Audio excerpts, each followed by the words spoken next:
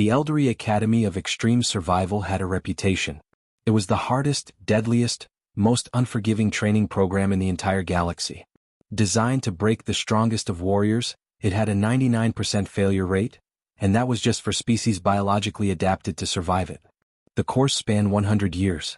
A century of grueling, merciless survival across 10 death worlds, each one worse than the last. Only the most resilient, cunning, and unyielding beings in the universe could even hope to complete it.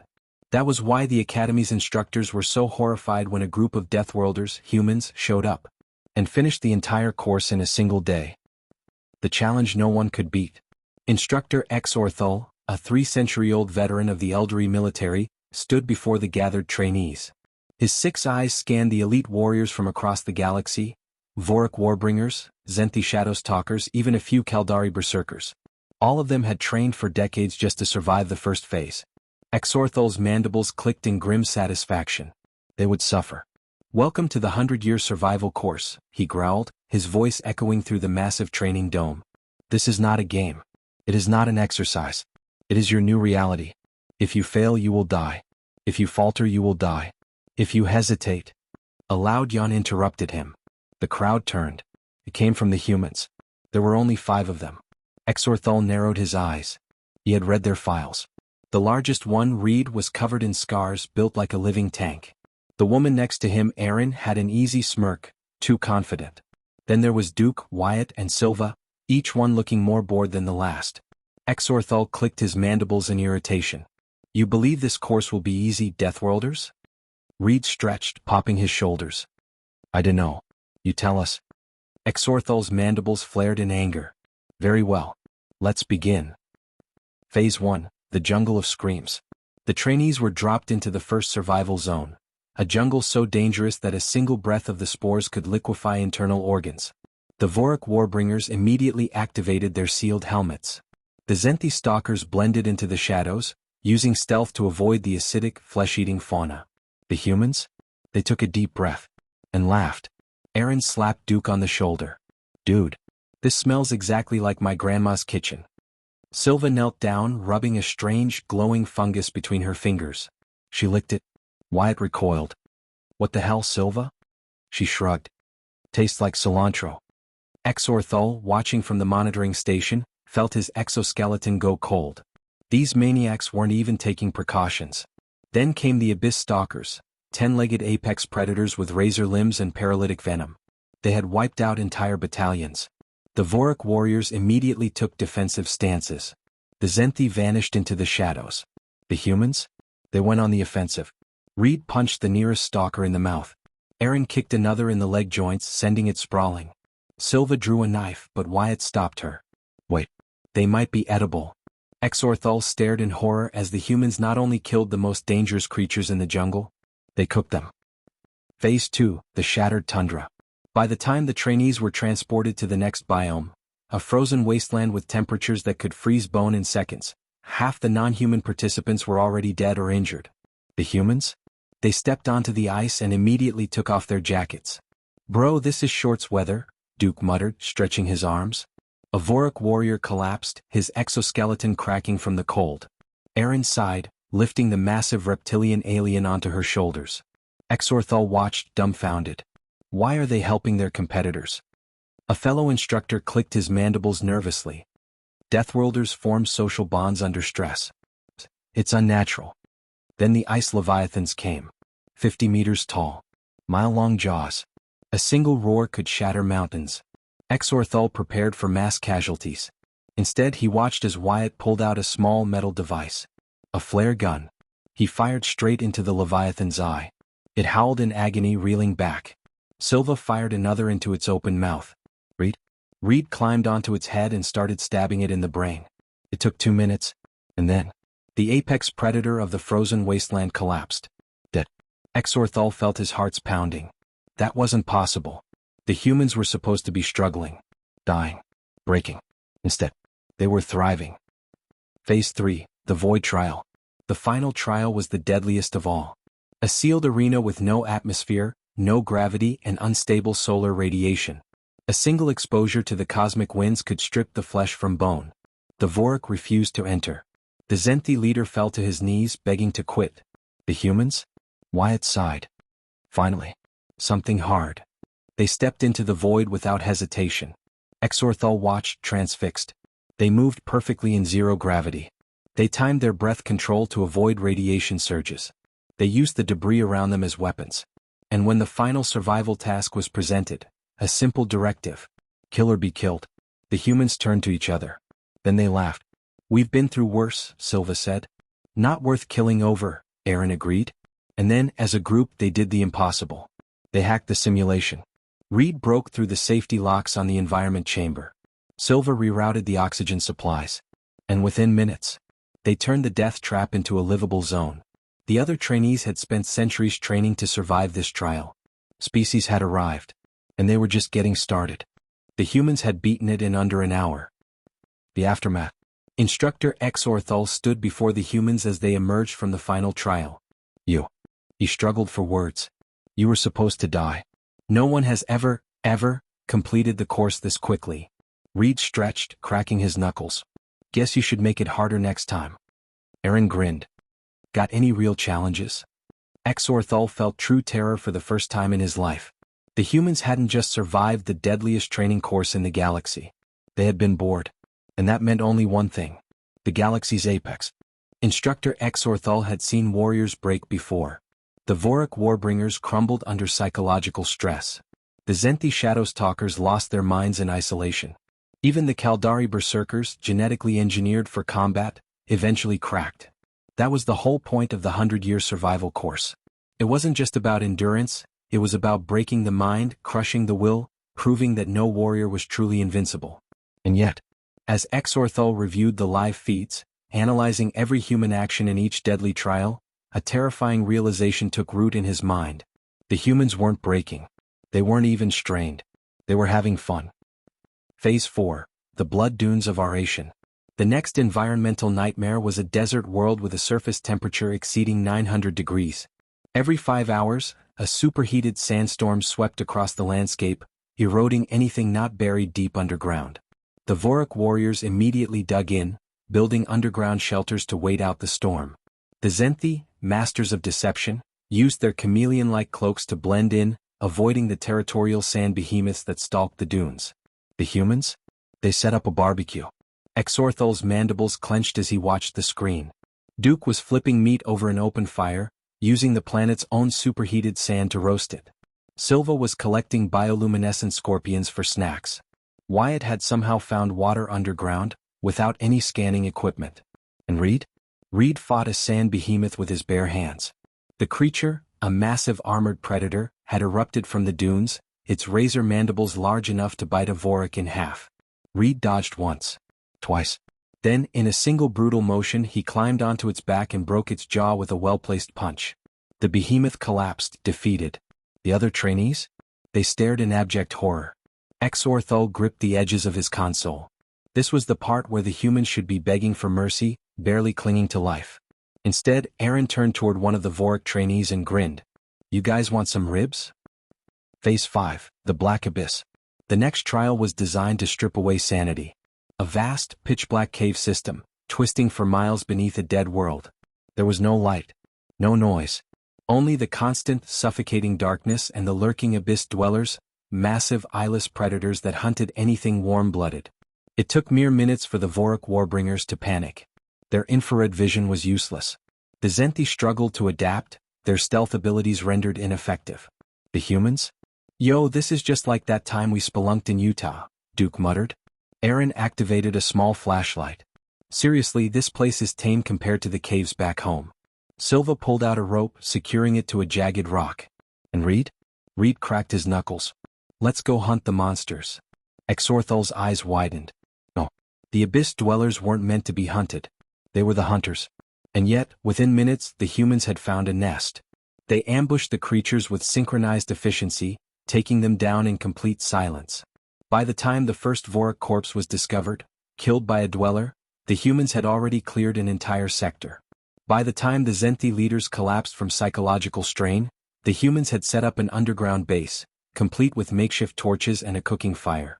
And when the final phase of the trial activated, A total cave collapse, forcing everyone to escape before being buried alive.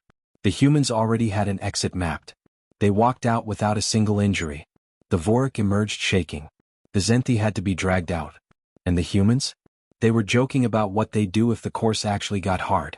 Exorthal felt his chitin go cold. The 100-year survival course was designed to test the breaking point of the universe's most elite warriors. The humans didn't have a breaking point. Phase 6, the mental siege. This was the final trial. The one that had never been beaten. A simulation designed to exploit every psychological weakness of an individual. The warriors would be trapped in an artificial mindscape, forced to relive their worst memories, experience crippling fear, grief, and loss. It had destroyed Kaldari berserkers. It had driven Vorik warbringers to suicide. Even Exorthal himself had barely survived it when he had been a young soldier. And now, the humans were grinning. I needed therapy anyway, Aaron joked as the machines activated. Exorthal watched in silence as the simulation began. Minutes passed. Then hours. Then, the system malfunctioned. Screams echoed through the control room. Alarms blared. The simulation was collapsing. Exorthal rushed to the console, mandibles clicking frantically. What is happening? An assistant stared at the screen in horror. They broke it. The screen flickered. Instead of the horrors of the mindscape, the humans had hijacked the system. Reed had turned his mental projection into an unkillable juggernaut. Silva had turned her trauma simulation into a vacation. Wyatt had hacked the program, turning the AI against itself. And Aaron? Aaron was interviewing the artificial nightmare entities. So, do you guys get paid for this, or? The simulation collapsed. The humans stepped out, unharmed. Exorthal's hands shook. No, he whispered. No, this isn't possible. The humans had done it. They had survived everything. No, they had dominated it. The 100-year survival course was over. And the humans had completed it in a single day. The aftermath. Exorthal stood before them, his voice hollow. You have broken every record. Violated every expectation. You have done the impossible. Reed stretched. Neat. Aaron smirked. We get a trophy or what? Exorthal took a slow breath. You are not like the others. You are terrifying. Wyatt grinned. Yeah, we get that a lot. As they walked away, the surviving warriors, Vorik, Zenthi, Kaldari, parted in silence, watching them with absolute reverence. The galaxy had thought it understood what made a species strong. It had been wrong. Because Deathworlders didn't just survive. They thrived. Exorthal stared at the footage in horrified disbelief. The humans had done more than just survive the 100-year survival course. They were turning it into a game. They weren't breaking. They weren't crumbling under the pressure. Instead, they were thriving. Phase 7, the ice hell of Carthos 9. The next challenge was designed to be physiologically impossible for warm-blooded species. Carthos 9 was a frozen nightmare. Temperatures plunged to -400 degrees, cold enough to freeze even Vorik blood solid in minutes. There were no edible resources. No shelters. Only the screaming, endless blizzards and the ether wraiths, predatory, semi-corporeal entities that fed on heat. The Vorik barely lasted an hour before their bodies shut down. The Zenthi were forced to retreat underground, shivering and starving. But the humans? The humans adapted. Within minutes, they had built igloos using compacted ice. Within an hour, they had hunted an ether wraith, dissecting its corpse and extracting a heat-generating gland, which they used as a makeshift furnace. Within 3 hours, they had built a functioning hot spring by redirecting underground geothermal vents. Exorthal's mandibles twitched. This isn't possible, he whispered. Reed emerged from the igloo, stretching his arms. His breath didn't even fog. Man, this brings back memories, he said. Memories? Exorthal's voice cracked through the intercom. You have experienced environments like this before? Aaron, casually sipping a hot drink, grinned. Oh yeah. Wyoming gets way colder than this sometimes. Wyoming. Exorthal turned to his assistant, voice strained. Find out what the hell Wyoming is. Immediately. The assistant frantically searched the galactic database. A moment later he looked up. His face was pale. Sir, it's a small human settlement. Exorthal felt his chitin tighten in sheer horror. If this wasn't even difficult by human standards, what kind of nightmare world had spawned these creatures? Phase 8. The starvation crucible. This was the true test of endurance. A barren, lifeless wasteland where nothing lived, nothing grew, and nothing could be eaten. All warriors were left with a single ration pack, meant to last for 6 months. The Vorik hoarded their supplies. The Zenthi tried to go into hibernation. The humans? They threw their ration packs away. Exorthal nearly choked on his own breath. He zoomed in on the footage. The humans weren't even trying to conserve food. Wyatt sat on a rock, casually chewing on what looked like local vegetation. Erin was grinding something into powder, sprinkling it over her hand and licking it off like seasoning. Silva had built a fishing net. And Reed? Reed was cooking. Exorthal's claws curled into the console. How are they eating? The sensors show this planet has no viable food sources. The assistant gulped. Sir, humans can eat almost anything. Exorthal's eye twitched. Define almost anything. The assistant read from his datapad, voice shaking. They can digest meat, plants, fungi, insects, raw minerals, algae, even certain toxic substances that would kill other species. Exorthal felt lightheaded. But why is that one? He pointed to Wyatt. Why is he eating dirt? The assistant's voice was haunted. They call it geophagy. Sometimes they just eat dirt. For fun. For fun. Exorthal felt his soul leave his body. This was supposed to be the ultimate test of endurance. And the humans were having a picnic. Phase 9, the Void Isolation Trial. No species had ever passed this test. Not the Vorik. Not the Zenthi. Not even the Kaldari berserkers. The warrior was placed in a sealed pod, launched into the void of deep space. Alone. No sounds. No light. No gravity. No communication. Just the infinite black abyss. For 10 years. Exorthal expected screaming. Madness. Desperation. Instead, after 3 hours, Erin's voice crackled through the intercom. Hey, can you guys send me a book? I'm getting kinda bored. Bored. She was bored. Exorthal's hands trembled. He checked the vitals. No distress. No fear. Just annoyance. After 24 hours, the humans started making games out of it. Erin was narrating her own survival drama. Wyatt had figured out how to do zero-gravity push-ups. Reed had started meditating. Silva was taking a nap. By the 3rd day, Exorthal gave up. He ordered the pods retrieved before the humans could start redecorating.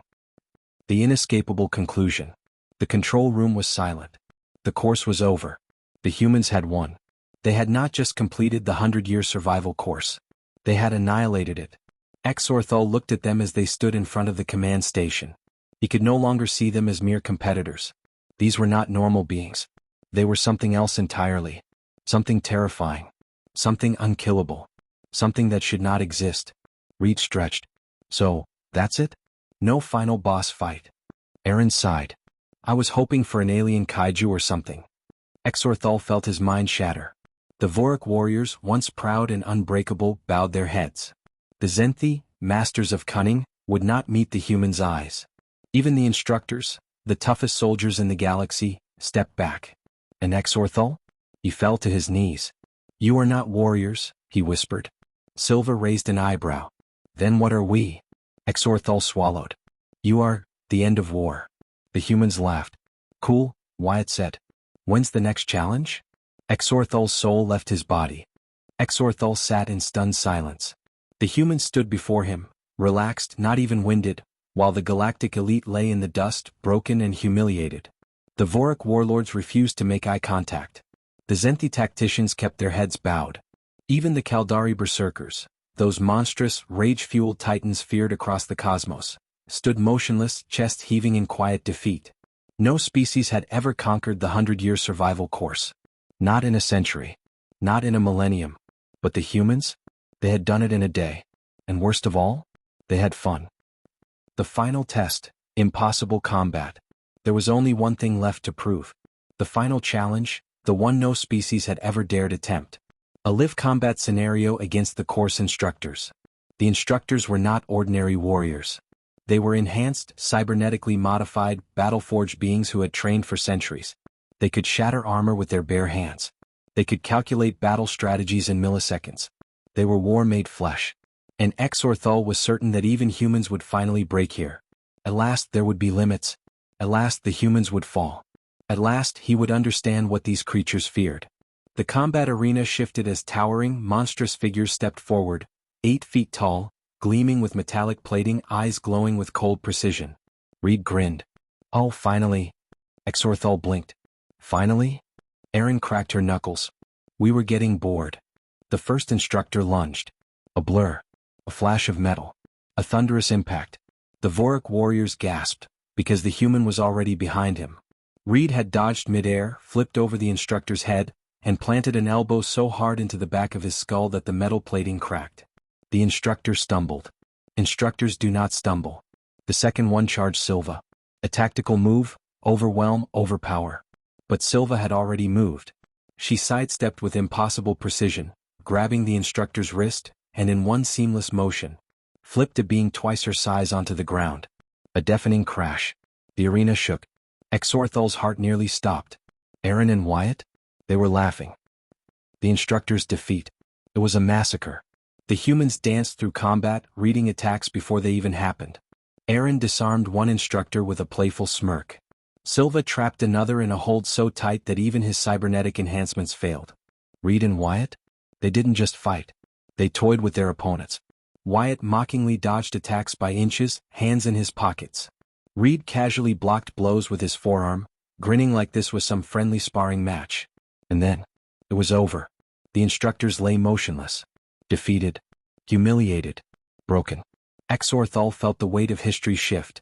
The Vorik, the Zenthi, the Kaldari, all of them had spent centuries believing they were the strongest, the smartest, the most unbreakable warriors in existence. But now, they were nothing compared to these creatures. These Deathworlders. The horrific realization. Exorthal slowly turned toward Reed. His voice quivered. What are you? Reed rolled his shoulders, glancing at his team. Erin grinned. Silva winked. Wyatt cracked his knuckles. Then Reed looked back at Exorthal. And he smiled. A human smile. A predator's smile. We're just people. Exorthal felt his entire being shatter. If this was what ordinary humans could do, then what monsters were waiting on their homeworld? The aftermath. The galaxy changed that day. No species ever spoke of the survival course again. It was abolished. The Vorik stopped claiming they were superior. The Zenthi reevaluated their war strategies. The Kaldari refused to challenge a single human ever again. And Exorthal? He never set foot near a human colony for the rest of his days. Because in the end, it was not the humans who had been tested. It was the galaxy. And it had failed. If you enjoyed this, hit like and subscribe, because the galaxy still doesn't know what humans are truly capable.